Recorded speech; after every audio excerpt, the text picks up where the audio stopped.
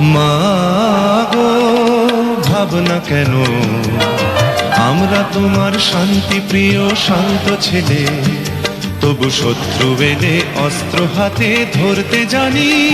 তোমার ভয় নেই মায়া, আমরা প্রতিবাদ করতে জানি। মা গো ভাবনা কেন, আমরা তোমার শান্তি প্রিয় শান্ত ছেলে, তবু শত্রু এলে অস্ত্র হাতে ধরতে জানি। তোমার ভয় নেই মায়া, আমরা প্রতিবাদ করতে জানি।